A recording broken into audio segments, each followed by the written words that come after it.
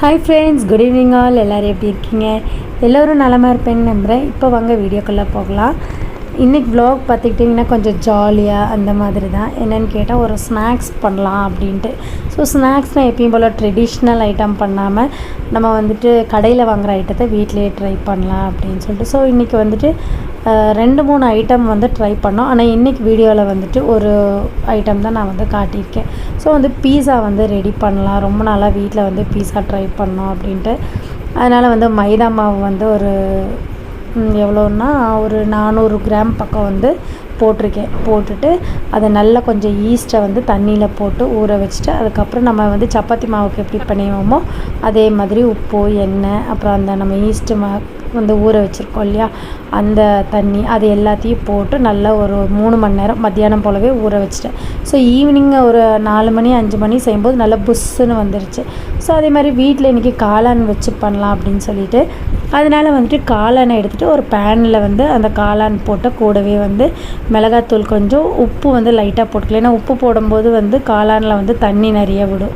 அதனால் வந்து அது மட்டும் போட்டுட்டு, ஏன்னா நம்ம ரொம்ப ட்ரையாக இருக்கக்கூடாதுல்ல. நம்ம ஓவனில் வச்சோம் அப்படின்னா எல்லாமே ஈவனாக வந்து ஒரே மாதிரி ஆயிரும். நம்ம வந்து அந்த காய்கறிகளில் கொஞ்சம் வந்து ஷார்ட் ஃப்ரை பண்ணிட்டோம்னா நல்லாயிருக்கும். அதுக்காக நான் அதே போல் முன்னவே என்ன பண்ணிட்டேன்னா, வெங்காயம், அப்புறம் குடை மிளகாய், தக்காளியும் வேணும்னா வச்சுக்கலாம் அப்படின்ட்டு எல்லாமே வந்து தீயிலே வந்து மைகோதி வச்சு எல்லாத்தையுமே வாட்டி எடுத்துட்டேன்.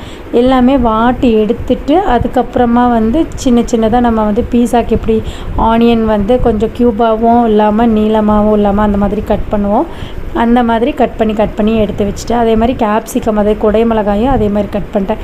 பீஸா சாஸ் வந்து வாங்கிட்டு வந்துட்டு பீஸா சாஸையும் வந்துட்டு நம்ம இந்த கோதுமை மைதா மாவு வந்து நம்ம சப்பாத்தி மாவு மாதிரி திரட்டி வச்சுருக்கோம் இல்லையா, அதுலேயே வந்து சப்பாத்தி மாதிரி நல்ல ஒரு ஸ்டஃபிங் வந்து ரொம்ப அப்படி மெல்லிஸாக போடாமல் ஓரளவு திக்னஸாக போட்டு அதில் ஃபோர்க்கோ இல்லைன்னா இந்த மாதிரி ஸ்பூன் மாதிரி வச்சு குத்தி விட்டுட்டோன்னா அது நல்லா வந்து புஷ்ஷுன்னு வரும் அந்த காற்று இதாகும்போது. அதுக்கு மேலேயே இந்த பீஸா சாஸும் போட்டுட்டு, அதுக்கப்புறமா நம்ம காய்கறிகள் குடை மிளகாய், அதுக்கப்புறம் ஆனியன், அப்புறம் வந்து நம்ம கூட காளான் வந்து ஃப்ரை பண்ணி வச்சுருந்தால அதையும் வந்துட்டு மேலே போட்டேன்.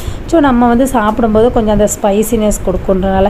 சீஸும் வந்து பார்த்துட்டோன்னா நான் க்யூப்ஸாக வாங்கி வச்சுட்டேன். ஸோ சீஸை தேவையான அளவுக்கு நல்லா வந்துட்டு சீவி போட்டு, அதாவது நம்ம சீஸ் சீவறது இருக்குல்ல, இல்லை கேரட் சீவறது வீட்டில் இருக்குன்னா அதிலே சீவிக்கலாம். ஒரு பேனில் வந்து நான்ஸ்டிக் பேன் எடுத்துகிட்டேன். அதில் உப்பு மட்டும் போட்டு ஒரு 1/2 கிலோ உப்பு போட்டு, இதுக்குன்னே நான் எப்போயுமே உப்பு வச்சுருக்கேன். அடிக்கடி நம்ம வீட்டில் ஓவன் இல்லை, இதில் தான் பண்ணுறோன்னால அடிக்கடி அந்த உப்பவே நான் எல்லாத்துக்குமே யூஸ் பண்ணிக்குவேன். உப்பு போட்டு ஒரு 15 நிமிஷம் நல்லா வந்து சூடானதுக்கப்புறமா அந்த உப்பு மேலே வந்துட்டு நான் அந்த பேனில் வந்து ஒரு தட்டு மேலே வந்து அந்த ரொட்டியை வச்சு அந்த பீஸாவை வந்து அதுக்குள்ளே வச்சுட்டேன். ஸோ இன்றைக்கி வந்து பார்த்தோன்னா நான் 2 ரொட்டி பீஸா பண்ணேன். ஸோ ஃபஸ்ட்டு வந்து அது ரெடி பண்ணிக்கிட்டேன். அதாவது நம்ம அந்த பன் வேணும்னா நம்ம வந்து ரெடிமேடாக கூட வாங்கிக்கலாம். இதே மாதிரிலாம் நம்ம மைதாவில் தான் செய்யணும்னு கிடையாது, நம்ம கோதுமை மாவு யூஸ் பண்ணியும் செய்யலாம்.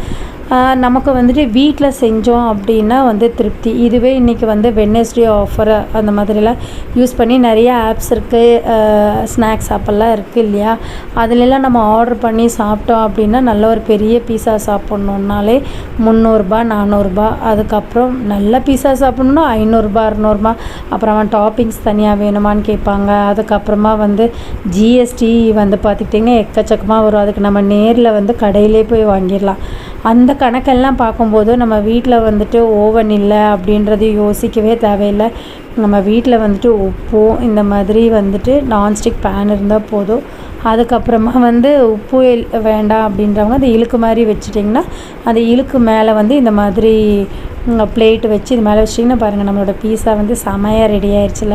எவ்வளோ சீஸியாக நமக்கு சீஸ், அதுவும் மோசரலா சீஸ் நம்ம வந்து அந்த பெரிய க்யூப் வாங்கி வச்சிட்டோம்னா நல்லா பெருசாக வச்சு இன்னும் சீவி அப்படியே அந்த சீஸ் வந்து ஜவ்வு மாதிரி இழுக்கிற மாதிரி வரும். அதுவும் வந்துட்டு அது சீஸ் லவர்ஸ்க்கு ஒரு பெஸ்ட்டுன்னு சொல்லலாம். இது மாதிரி வந்து பாருங்கள், நல்லா அந்த பீஸா வந்து 4 பீஸ் 5 பீஸ், பெரிய பீஸானா நம்ம 6 பீஸ் கூட கட் பண்ணிக்கலாம். பாருங்கள், அது இழுக்கும் போதே அந்த ஜவ்வோடு நமக்கு வந்துட்டு அது சீஸியாக வருதா.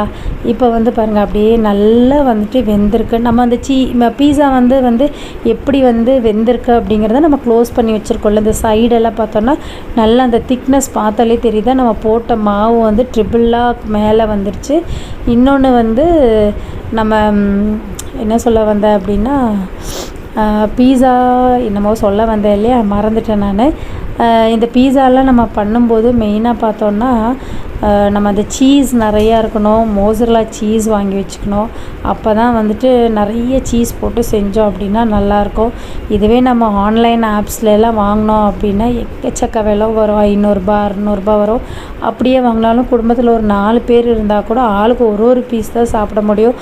அந்த திருப்தியாகவே இருக்காது. அதனால் இந்த மாதிரி வீட்டில் நம்ம செஞ்சு சாப்பிட்டோன்னா ரொம்ப திருப்தியாக இருக்கும். நமக்கு வயிறு ஃபுல்லாயிரும். நம்ம ஒரு நைட் டிஃபன் சாப்பிட்ணும் அந்த மாதிரிலாம் கிடையாது. அப்படியே நான் இன்றைக்கி இதெல்லாம் ஒரு காலையில் ஒரு டைம்லேயே நான் பண்ணிட்டேன். ஒரு 11 o'clock அந்த மாதிரி பண்ணிட்டேன். அதுக்கப்புறம் வீட்டில் பழைய சாதம் மிச்சம் இருந்தது, முதல் நாள் சாதம். அதுலேயும் மிளகாத்தூள், ஜீரகம் இதெல்லாம் போட்டு அந்த சாப்பாடு வேஸ்ட் பண்ணாமல் வடாகம் செஞ்சிடலாம் அப்படின்ட்டு அது செஞ்சுட்டு மத்தியானத்துக்கு ஒரு 12:30க்கு நம்ம வாட்டர்மெலான் ஜூஸ் ரெடி பண்ணிக்கலாம் அப்படின்ட்டு வாட்டர் மெலானே இதே மாதிரி மிக்ஸி ஜாரில் எல்லாத்தையுமே சின்ன சின்ன பீஸா அரிஞ்சு போட்டு அது கூடவே புதினா இலை, அதுக்கப்புறமா கொத்தமல்லி இலை கொஞ்சம், அப்புறம் லெமனையும் ஸ்க்வீஸ் பண்ணி போட்டு அது ஒரு ஜூஸ் மாதிரி நல்லா மிக்சிலேயே அரைச்சிடலாம். அரைச்சிட்டு நம்ம அதை வடிகட்டிக்கணும். இன்றைக்கி இந்த வாட்டர்மெலான் ஜூஸ் பண்ணுறக்கு நான் ஒரு லெமன் எடுத்திருக்கேன். அதை தோலோடையே அப்படியே நம்ம அறுத்து போட்டுடலாம். அப்புறம் சுகர் வேணுங்கிறவங்க சுகர் போட்டுக்கலாம். சுகர் அண்ட் சால்ட் வேணுங்கிறவங்க அதில் கொஞ்சம் இதில் கொஞ்சம்.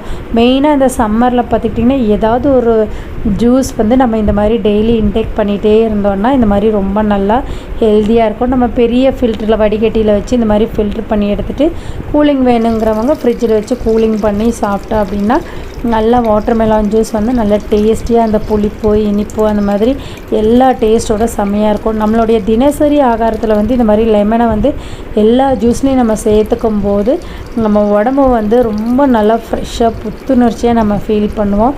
ஸோ குழந்தைங்களுக்கும் டெய்லி ஒரு வகையான ஜூஸை ஃப்ரூட்ஸோ காய்கறிகளையோ டைரெக்டாக கொடுக்கும்போது குழந்தைங்க சாப்பிட மாட்டாங்க. ஆனால் இந்த மாதிரி நம்ம டெய்லி ஒரு ஜூஸ் கலர்ஃபுல்லாக கொடுக்கும்போது சின்னவங்கலேருந்து பெரியவங்க வரைக்கும் ஸோ ஏதோ வித்தியாசமாக கொடுக்குறாங்க அப்படின்னு நினச்சி சாப்பிடுவாங்க. ஸோ நம்மளும் டெய்லி ஒரு ஸ்நாக்ஸ் ஐட்டம் இந்த மாதிரியெல்லாம் நம்மளுடைய விலாகில் காட்டுறோம். இன்னொன்று கூடவே அது கூட டாப்பிங்ஸ் ஐஸ்கிரீம் வச்சு அது மேலே வச்சு சாப்பிட்டோன்னா அது இன்னமும் கொஞ்சம் டேஸ்ட்டாக இருக்கும். ஸோ நீங்கள் இது கூட ட்ரை பண்ணி பாருங்கள். இந்த ஜூஸ் மேலே நம்ம ஃபலூடா மாதிரி நம்ம ஐஸ்கிரீம் வச்சு சாப்பிட்றோம். ஸோ எங்கள் வீட்டில் ஒவ்வொரு டைம் அதையும் செஞ்சு பார்ப்பாங்க. ஸோ அப்புறம் லிச்சி ஃப்ரூட் எனக்கு மார்க்கெட்டில் லிச்சி ஃப்ரூட் அதிசயமாக கிடச்சிது. அதனால் லிச்சி ஃப்ரூட் வாங்கிட்டு வந்தேன். வாங்கிட்டு வரும்போதே கொஞ்சம் காயாக இருந்தது. அதனால் நம்ம பழுக்க வைக்கணும் அப்படின்ட்டு. அப்புறம் மூங்கில் குருத்து கிடச்சிருந்தது. அப்புறம் மரவள்ளி கிழங்கு எல்லாமே கூரில் கிடச்சிருந்தது. ஸோ ஒரு இடத்துக்கு போயிருக்கும்போது இதெல்லாம் கிடச்சிருந்தது. ஸோ அதெல்லாம் வாங்கிட்டு ஸோ ஒவ்வொரு நாளும் செய்யணும்.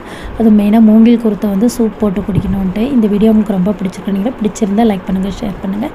தேங்க்ஸ் ஃபார் வாட்சிங் ஃப்ரெண்ட்ஸ். அந்த டேஸ்ட்டும் ரொம்பவுமே டிஃப்ரெண்ட்டாக எல்லாத்துக்கும் ரொம்பவுமே பிடிக்கும்.